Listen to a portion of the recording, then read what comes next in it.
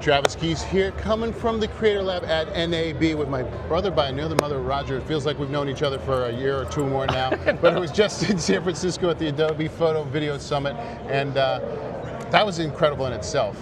It was, and I can't believe that was literally just a couple weeks ago. I know, right? So we met there, and it's like we really didn't know each other there. And for other people, what is it? You're a creative, you're a content creator, and I think in this day and age, it's so important because you and I were having these discussions of content creators really kind of connecting with audiences and developing their story and connecting with people. What's that like for you, and how did you get involved in it? Yeah, so I mean, I've always loved the process of video production and photography and composition. You learn more layers as you go through each process. Now, then I started to learn the magic of storytelling, and so I fell in love with story. And I wanted to tell stories, however, people I wanted to team up with were just never reliable. So that's how I got into content creation as a YouTuber, is because I was like, I want to do the practice, I want to do the filming, I want to do the editing, I want to do the audio. Who's reliable? I'm the only one that I could rely on. So then I started getting to the things I love, like products, and talking about how the products can solve problems for creators. And so that's where I'm at today. Was there anything creative in your bloodline of a family? Like, are you the first one, or is it where do you think you got the inspiration that you're like, you know what, I want to do this kind of stuff? I'm the first one. If I think back, like as far back to creativity, it was when I was maybe in the 5th or 6th grade playing with my dad's VHS camcorder, making Lego movies, and pressing play on the camera, hitting record on the VCR, and editing manually. But I think that the creativity stems from problem solving. Yeah. And my parents, I think I just owe it to them and their influences. They're immigrants, and they migrated to America, and they created a new life for themselves. And I think it's going through that. They had to problem solve. So maybe I just learned through osmosis of like how to be a problem solver from their experience. From when you kind of started to now, how do you think you've kind of developed your personal style of storytelling, and how is that kind of like an ongoing process for you? I take a lot of pride in my polish, polish in not just the lighting, the audio. I mean, there's all of it: lighting, audio, the color grading.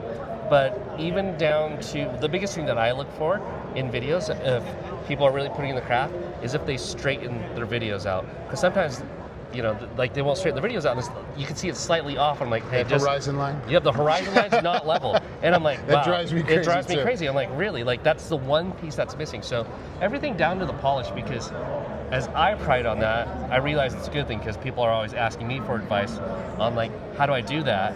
And I realize it's because they want to polish the craft that way as well. Yeah. You're at NAB. What brought you here?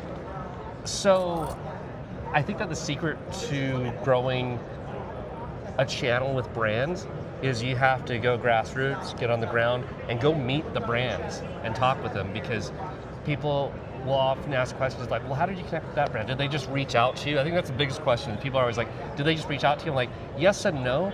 But you have to put yourself out there, and you got to invest in yourself. That's why I'm here. I invest in myself because I want to keep telling stories online, and I'm not just stopping at products. I'm going to be doing more storytelling. Yeah. Putting out content is a tough thing. It's it takes a lot of time and effort. And I think people like go, oh, I want to be a content creator. What does it actually take in terms of sacrifice and time and commitment to really kind of get off the ground? And when did you suddenly realize, oh, I'm getting traction? And how did that turn take? So I have a background of education in UX, and so UX product design and problem solving again. And I noticed a change in my channel and the traffic and the growth when I started to apply those principles of business to solving problems into the products I was reviewing, to the stories I was telling. I was like, what problem am I solving? And is it a real problem that I'm solving? But the other side of that was, sorry, what was your question again? There's another piece I was going to, I can't remember I know, right? I think we're getting old and tired because I forgot it myself. Oh, okay. Okay. But yeah, it was the problem solving. I don't remember. I know. So, if you remember, we're gonna find out real soon. Back the tape. Is he? Yeah. But no, I think that's what's incredible is is you were talking about we were talking about the commitment and sacrifice, and now I remembered what it was. Oh, thanks a lot for walking through our shot. Come here. Oh, you're on the phone. Just hi. say a quick hi to everybody. Oh, hi, everybody. She helped put this whole thing together, the Creative Lab, and we're so psyched to have you here be part of it. See, we're advertising you. I walk everywhere I'm not supposed to. That is how I got this far in life. Exactly. Okay. Exactly. Thank you. And it was, I remember it was about sacrifice. What does it take, the hard work and sacrifice? So we don't have the logo here, but the Adobe logo is over there. Okay. Yeah. So there was a quote from Questlove from Adobe Max a few years ago when he was on the stage, and it stuck with me ever since because it was like maybe a year or two of when I was making content. I put in a lot of hours that people don't want to put in. Yeah. And it's not because I'm like, I want to be a content creator or I want to be a YouTuber. It's because, so this is what Questlove said, and he said, when you find yourself up till 3:50 a.m. working on something, knowing that you have to be up at 4 a.m. for something, that's your calling in life. Yeah. Because you know how it is when you're doing photos or video and you're in the editing bay and you're just editing for hours. You're getting lost in this process because you love it. Like, that's why I do it, because I actually love it, and I think that maybe it's my own naive perspective on it, but I just do it because I love it. I know a lot of people are always just thinking of like, I want to do it because I need some extra income, and I'm like, well, then it's just another job and you're going to burn out of it. Yeah. So going back to your young you getting started, what would be like the one or two pieces of advice you're like, oh dude, don't do that, do this? Like, it's like, no, the biggest mistakes you made or the biggest enlightening moments you're like, no, do this. A lot of my friends and peers have seen me fail a lot. I'm a professional failure, but I've learned from them.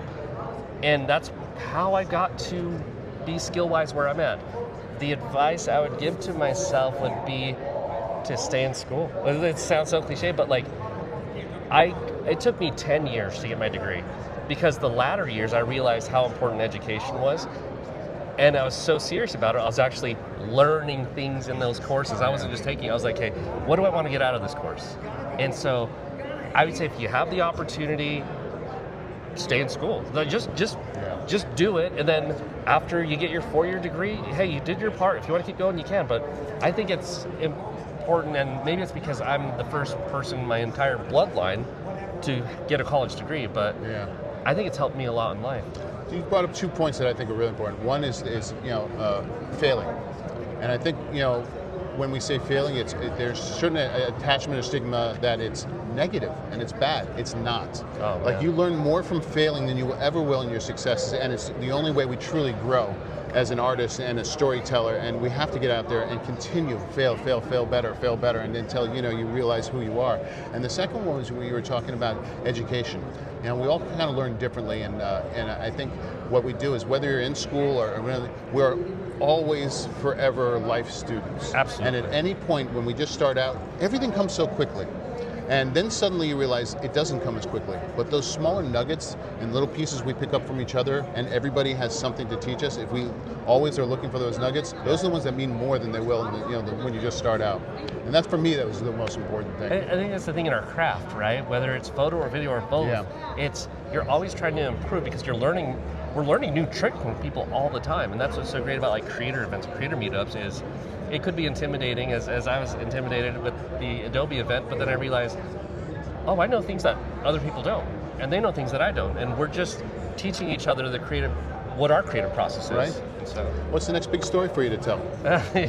well, I told you a million times, but I'll tell your audience. But I'm working on a documentary right now about uncovering family history in Thailand, but also uncovering a part of myself that I've realized about myself. I'm being very vague. That self-love, where I've started to finally, in my later years in life, I'm in my 40s, and I'm like, I'm finally coming around to that point of like being proud of my heritage and loving who I am.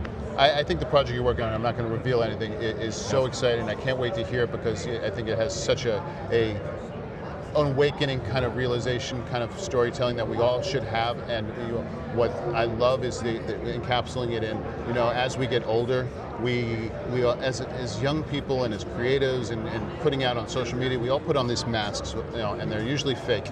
And it's like, oh, my life is great, this is fabulous. But as we get older, we're okay showing some of the insecurities and our fears and stuff like that. And that's when people connect with us. And that story you're about to tell is, I think, all of that in one. And I'm so excited for it. Thank you. Thanks for sitting down with me at NAB. Lifelong friend now. I'm so psyched to have you in my life. Where can people find your stuff? Roger Seng, that's my name, ROGERSENG.